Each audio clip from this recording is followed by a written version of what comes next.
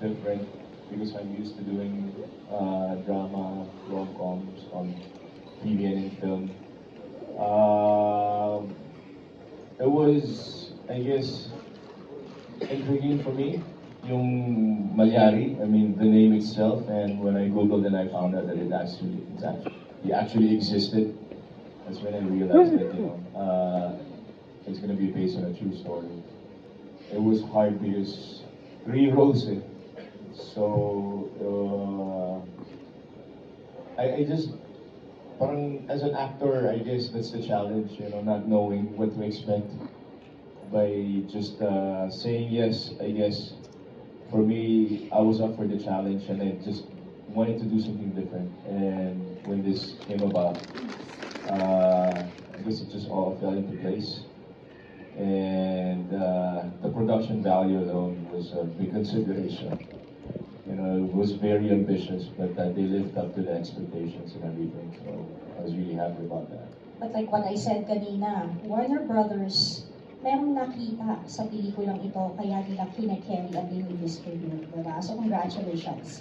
Next, we have, for Direct Derek, Clarita is one work of yours that really made its mark among viewers. What is it about the horror genre that fascinates you as a filmmaker? Hindi ko rin alam. Hindi, well, I've been a fan ng horror ng matagal naman na. I mean, sabi ko nga before is, lola ko pa lang is, lagi kasi pinapanood sa bahay ang horror. So, I think it's one of the reason why kung bakit ako nag-ibig sa horror. So, and then, fascinating kasi siya for me in all aspects. So, kaya ako siya isa sa mga favorite na genre na ginagawa. Okay. Dito na tayo sa ating mga nandito. First question will be coming from the editor of Abante, Jun Lalin. Hi. Teka lang sandali. Aakyat na lang ako dyan. Ayan, please pass the mic habang I find my way to Jerry Olea. Hold on. Excuse me po. Sorry. Good afternoon. Yan. PJ, napanood namin ng trailers. Ngayon pa lang ko congratulate ka namin. Napakaganda na tamang kinukwento ni Direk yung mga ito. Nakakwento ako siya. Pero, ang bongga kasi kayong horror movie. Ang dami ng horror movie na nag-top grosser. Kung papipiliin kayo, anong gusto nyo? Top grosser o ang galing-galing mo rin kasi trailer pa lang? Or awards yan? Best actor ba? Sana mag-transcend to sa box office. I mean, bottom line, of course, you have to make money, so you have to make business, and we don't necessarily want to impress Warner Brothers. We want to spread and expand our clout.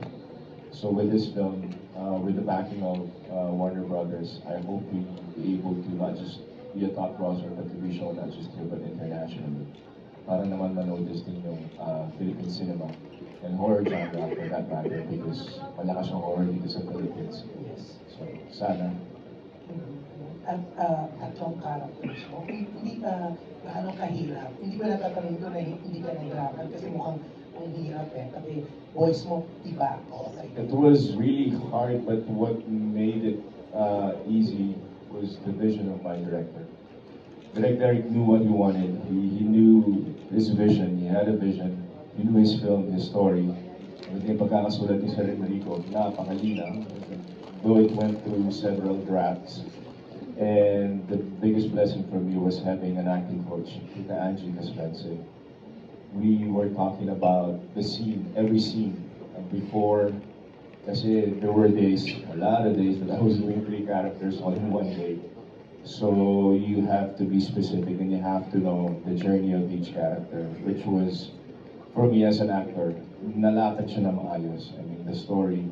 And every time I would read it, from start to finish, lalo lumilinaw yung journey ng bawat character. So for me, malinaw yung pagkakaiba-iba ng tatlong characters. But it was really hard. And masaya lang because ang laki ng production. Yes, and trailer pa lang, ang ganda na iingganyo ka to watch yan. So ngayon ka na sabi ko kanina, congratulations. Pero eto kay Tita Glo, Miss Gloria Diaz. Yan, Tita Glo, what made you accept Mallari, knowing you, napaka-easy mo, mapili mo nga, diba? Hindi ko po sasabihin na ma-arte kayo, ha? Pero sa pagpili ng roles, pero kilala kita, yung 80s pa lang, syempre, cruise ko si Leo. So, buti po tinanggap niyo ang Mallari. Well, June, actually, yung mga anak ni Isabel at my children, mga apo ko, they love scary movies. So sabi ko, I want to do this scary movie. Pero hindi ko actually alam exactly the story. As we were, although I read the script, hindi mo masyadong mag-gets in the beginning. Until, of course, I was talking to Direct a lot, and then I was saying, bakit ganito, bakit ganyan? And then I realized what I have to do, and then I said, oh my God, kaya ko ba ito? So, on a whim, I said, okay, I wanna do a scary movie. Pero usually, kasi when you think of scary movie, yung mga nagugulat, or parang exorcist, never did I imagine, ito nga pala ganito, yung I don't wanna say, diba? So, it was different, and I've been liking to play something I've not played. So, I think I've done about 180 movies. So, this was different. Sasama niyo yung mga apo niyo? Sana! Pwede mo ba? Papan sila, nilulusot ko sila. Anong rate nyo? Special showing, kasi gusto ko talaga yun. They call me na nga, Ma'am, she the manananggal. Okay. Pero ano ba to? General? Jury. Nagalit na si Jerry, ah. Alam mo, sinabi talaga sa akin dalawa ako. Ang question ko kay Piolo and Miss Gloria. Sorry ha. Gusto ko lang malaman, G ba to or ano? 13. Carter D. Okay, thank you. Thank you, June. Love you. Sorry Gloria, ka. siyempre, most memorable, Jose Rizal, behind the scenes sa napagtan mo. Best supporting actress, Best Pilipinas. Ito naman, mahal ka naman ni Piolo, ikaw ang naman, kung bakit si Piolo. Kumusta yung pakikitrabaho kay Piolo sa akin? Nag-harness ka ba rito? Ayoko nga sabihin, manood na lang kayo, hindi ba? Kumusta? Diba? Nakatrabaho si Piolo? I love him. He's so nice. This is not the first time I've worked with him before. But this time, I had more chance na manood sa kanya. Kasi siyempre, pagka-eksena ko siya, you know, and he is different. He's ma-appeal. And of course, working with my director is the first time. But I've also seen him when he's tense. So the more I got a little bit afraid, yung tense siya, pag hindi niya makuha kung anong gusto niya. So I always go to him, tama ba yung ginawa ko? Kasi I'm very insecure when I start to work with a new director. Kasi you don't know what they expect from you. See? So I really enjoyed working in this picture because it was different, the location was difficult, the rain was hard and very far. But it was good. And I see the trailer pa lang yan, ha? Patikin pa lang yan. Right, direct, second question. Kumusta na parang, ang hirap-hirap gawin ng movie, 3 timelines, tapos yung Piolo Pascual, tapos ito yung mga cast mo, siyempre ang magaling. Parang daming challenges. Paano mo itawid yung mga yun? Well, masaya kasi siyang, nag-enjoy kasi ako sa mag-shoot ng horror. Siguro it's one thing na parang in-enjoy ko yung work. And then, like what you have said na, kasi masarap naman katrabaho yung cast and yung staff. So, dumadali yung work for me. And malaking bagay din na yung, kumbaga, yung preparation namin during the pre-production. And then, the producer, si Brian and Mentor, was, kumbaga, binigay naman sa amin lahat kung anong kakailanganin namin. When I said na kailangan ko to for this particular scene or sa mga ganitong shots, pinagkakalaot naman. Malaking factor kasi yung yung masaya lang yung set. So yun is one of those things na siguro nagpagaan yung work. Dahil masarap na trabaho yung cast at madali rin silang katrabaho. Kung maging light set siya, good vibes ang set. Follow ko na lang, ano yung pinaka-challenging, pinaka-mahirap na ginawa? Day one. Yung day one ni PJ. Yung day 1 niya ay sinushoot namin ang ending. Day 1, ang ending kagad. So, gulatan. Sobrang gulat ko yun. Yun. Sobrang nagulat siya kasi doon na lang niya nalaman na kukunan na namin kagad yung ending ng day 1. So, syempre, yung lahat na yun na parang hindi pa namin papalit pa ito, day 1 ending. Yung gano'n. Eh, wala kaming choice eh. I mean, wala kaming choice kasi malaking factor yung prep. Saka yung mas mahihirapan yung team kapag hindi namin tulungan kagad ng day 1 yung ending. Kumbaga doon lang talaga magsaswak lahat.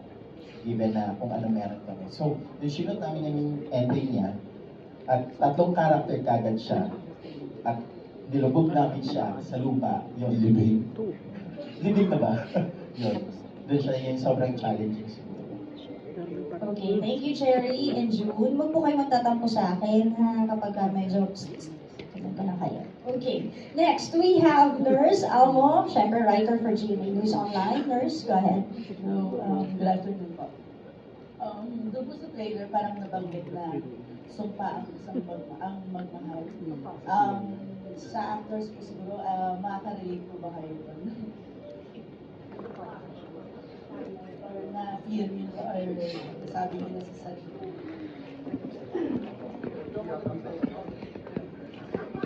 Si Jason o si Jason? Sa akin agad. Aga. Naramdaman ko yung aga. I think magiging sumpa siya kapag sobra. I think the right amount of everything is good. With what passion that you need to give. I think whatever it is that is excessive is bad. So it's just the right amount of feelings, the right amount of here and here, then you're fine. I don't think it's sumpa. For me po, kaya siya parang tinawag na sumpahang pagmamahal kasi parang paulit-ulit lang na nangyayari. I mean, masaya sa una, syempre pag nagmamahalan kayo. Then, parang at the parang at the end of the, parang may point na darating kayo sa situation na parang hindi naman tayo ganito nagkakilala or something. Bakit bigla tayo naging malungkot, hindi tayo magkaintindihan. So parang kaya siya tinatawag na sumpa kasi parang masasaktan ka, kumbaga lahat pagdadaanan mo. Pero paulit at paulit lang kahit kaninong tao or sinong tao yan, parang yun.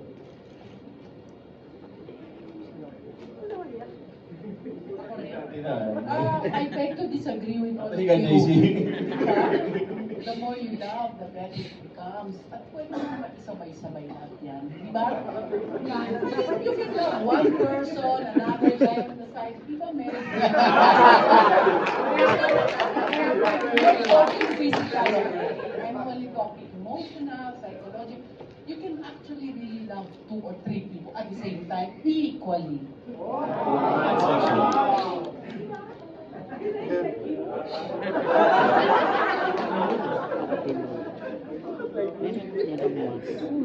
Oo. Nasabi na nila lahat. I think pwede siyang maging sumpa, siguro. Kapag, kaya siya tinawag na sumpa sa film kasi without spoiling much, siguro, pag nagmahal ka kasi talagang gagawin mo ang lahat kahit ano, para lang makita mong maging okay yung minamahal mo. Pero ako, personally, hindi sumpa pagmamahal. Nasabi na nila eh.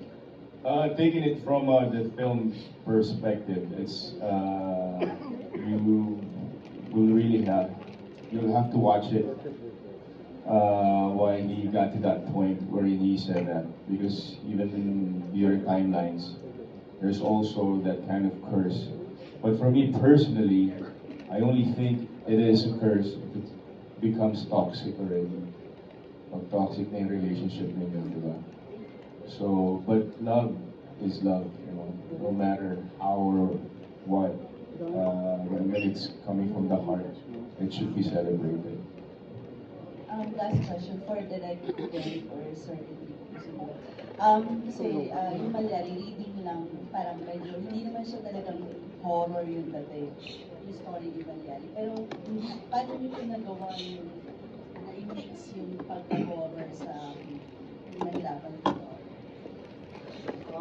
Yung yung totoong kwento ng Mallari na nasa Google at na-research namin sa Pampanga. Siyempre serial killer yung basis. Pero sobrang konti ang laman, sobrang konti, as in, pero pagyayabang nakarating pa sa Madrid, nagpatawag pa kami para hanapin sa, walang makuhang data. So sabi namin, ni Direk, pwede naman itong gawin nating Dahmer. Pero pwede natin gawin Pinoy, kung saan ang cause ng lahat ng patayan at ang cause ng takot sa Mallari ay may pinanggalingan, hindi lamang sa tao ng gagawin. Kaya doon nagsimula ang pagiging supernatural niya. And besides, Filipinos love supernatural movies more than killer movies na napapanood lang natin sa Netflix. Kaya doon kami direct nagkasundo. Well, dadagdagan ko lang din yung sinabi ni CS. Malaking factor din kasi nun sa pelikula, syempre sa dami na nilalabas ngayong horror. Kapag napanood mo kasi, hindi lang siya one-sided, I think, na horror. I think marami siyang levels. Marami kaming in-input na levels ng horror na from supernatural to serial killer. And then at the same time na dito, psychological, meron din siya. Going back doon sa pinopoint nga doon sa question na kung madali ba siya na i-merge yung timeline. Hindi. I mean, madugo pinagdaanan ng sila. Kasi took us 7 months or 8 months. And 2018, so parang 4 years. 4 years in the making yung material itself bago namin mailabas. Ang dami kasi butas ng research kasi ng history natin kasi this is 1812, wala tayong records eh. It's one of the reasons why we have to go to as far as to contact from Biblioteca sa Spain to see if there are court records doon about Severino Mallari. Pero hindi namin makuha, hindi mailabas ang records. Yes. Archbishop nasa Archbishop ang permit. Tsaka magastos eh, kaya nahirapan kami. Buti lang may Brian at Bastos. Otherwise, we wouldn't have seen the light of day. Kaya mga...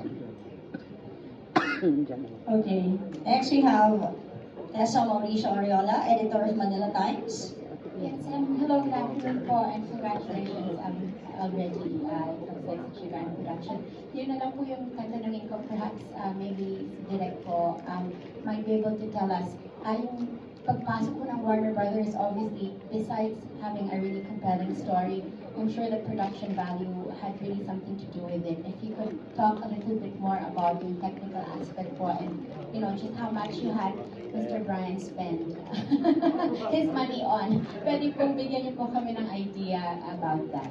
Well, in terms of production value, it's one of those things. I do remember, Brian, kailan tayo nag-usap nito? I think parang first quarter pa, last year. Nung first quarter pa last year. And then, na-mention ko na kay Brian na parang, uy, malaking project to ha. Yun. I mean, hindi siya yung biro-biro na proyekto. And then, in terms of production value, it took us months to prepare. Actually, almost 1 year na para i-prepare lahat ng, from each department, from the camera department to the production design, the scoring, the VFX, and then the mood boards, ang daming text na pinagdaanan. Kasi we are talking about 3 timelines, 3 production design, 3 camera style, kung paano mo siya i-merge. Madugo siya in a sense na ang dami namin kailangan iwasan. Ang daming kailangan na parang, oh wait lang, lumabas na yung ganito, nagamit ng ganitong technique, nagamit ng ganitong design. So we have to, kumbaga, lumayo doon. Kasi syempre, it's cinema. We want to offer something new for all of you. So, laging nandun yung consideration. Ang shotlisting namin, it took us 2 weeks to finish a shotlist. Lahat ng shots, lahat ng scenes. And then, wala pa dun yung mga revisions namin. And then, madugo, ang daming text counting na naganap, sa costume, ang daming preparation. Ultimo, lahat ng details ng damit nila. So, kay Severino Mallari, madali lang eh. I mean, Paris siya eh, di ba? Pero the rest of the cast, sobrang madugo. I mean, ultimately, even the colors that we have to use is dapat nagkikwento, and is it available during that time? Remember, this is 1812. I mean, hindi pa tapos ang Roy Viv natin noon. I mean, butas ang colors natin. There are certain colors that we can only use because yun lang ang available. So marami consideration. Pero masaya siyang gawin. Sobrang nag-enjoy kami gawin kasi like what we have said, hindi sa lahat ng panahon mabibigyan ka ng chance or opportunity to do something like this. Thank you, Direk. And kay Piolo na lang, obviously from what Direk has said, parang, you know, he transported you all to that era in the 1800s, no? And having to portray such a, you know, dark, really dark character. How did you get out of it? So, you know, like during the downtime and then at the end of the production. Nahirapan ba? I mean, did it, you know, go with you hanggang kunwari sa pag-uwi mo? The day after, I had the rehearsal for my concert happening a week later. So yun yung banlaw ko. But it helped that I requested for a lock-in because I didn't wanna, you know, be distracted. But at the same time, I just wanted to focus because, you know, doing 3 roles was a heavy task. But doing it, I don't know, he kept telling me magbanlaw, after. Hindi kasi biro yung material. I mean, for an actor. Yeah, I had good sleep naman after every shoot. And everything just, I guess, fell into place. You know, it was a fun set, even if it was a heavy material.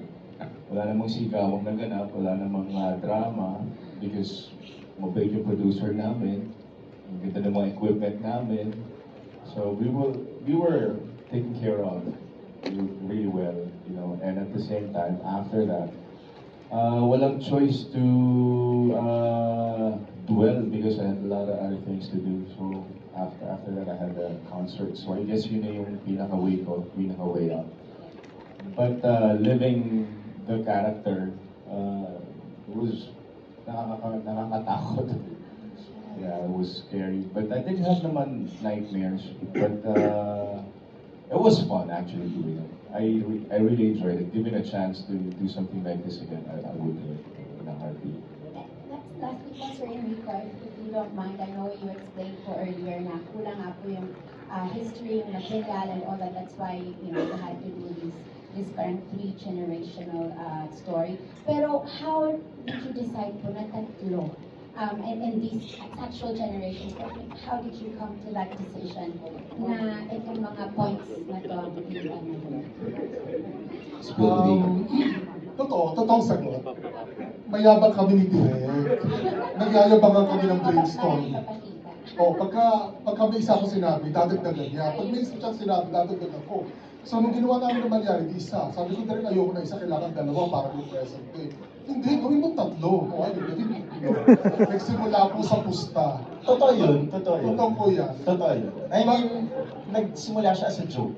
Na later on, ay, lumalabas agad 3. Kasi gumana na siya. Pero ano po, but to answer properly, imposible kasi dahil na 1812, tapos 2023, yung mga Gen Z, may tinanong ako, hindi alam nga.